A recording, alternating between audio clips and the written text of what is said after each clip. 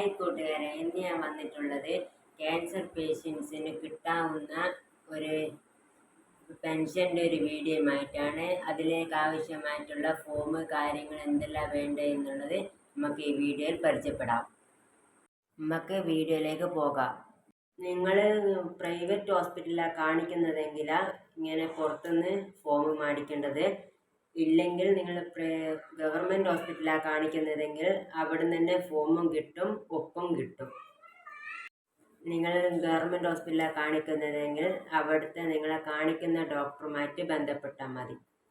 ആദ്യമായിട്ടുണ്ട് ഇതേപോലത്തെ 3 പേപ്പേഴ്സുകളാണ്. ഇത് ഞങ്ങൾ വാങ്ങിയിട്ടുള്ളത് ചരിതത്തിൽ നിന്നാണ്. ഞാൻ ബോച്ചെ ടീ ചായപ്പൊടി ബിസിനസ്സിലുണ്ട്.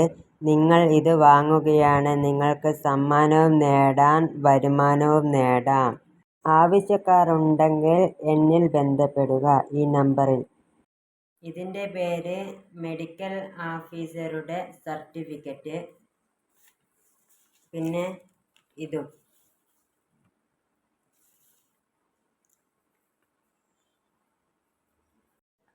അംഗീകൃതരുടെ സാമ്പത്തിക സഹായ അപേക്ഷാ ഫോം. ഇങ്ങനെ 2 ഫോം.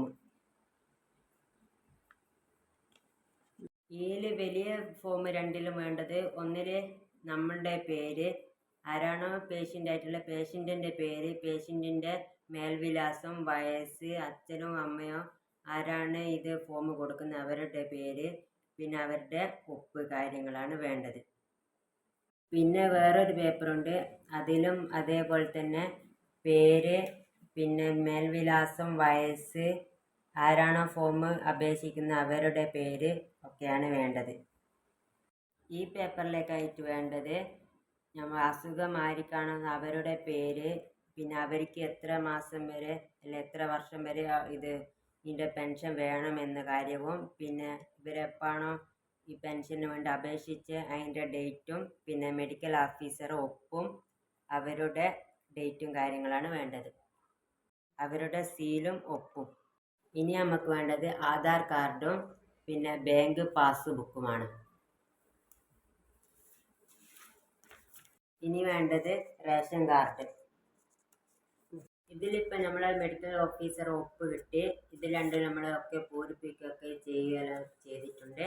ഇനി നമ്മൾ ചെയ്യാൻ പോകേണ്ടത് ആധാർ കാർഡ്, പാസ്ബുക്ക്, പിന്നെ നമ്മളെ ഈ പൂരിപ്പിച്ച ഫോം, ഇതൊക്കെ എടുത്തിട്ട് നമുക്കിനി അക്ഷയയിലേക്ക് പോവുക.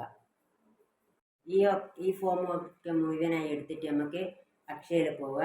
പിന്നെ അവർ കമ്പ്യൂട്ടറിലായിട്ട് ഒക്കെ റെഡിയാക്കി നമ്മളെ ഫോൺ നമ്പറും കൊടുത്ത് റെഡിയാക്കിയിട്ട് അവരെന്താക്കും, വില്ലേജിലേക്ക് അയക്കും. വില്ലേജിലേക്ക് അയച്ചു കഴിഞ്ഞാൽ വില്ലേജിൽ നിന്ന് എന്തെങ്കിലും ആവശ്യമുണ്ടെങ്കിൽ നമ്മളെന്താക്കും, അവിടുന്ന് വിളിക്കും.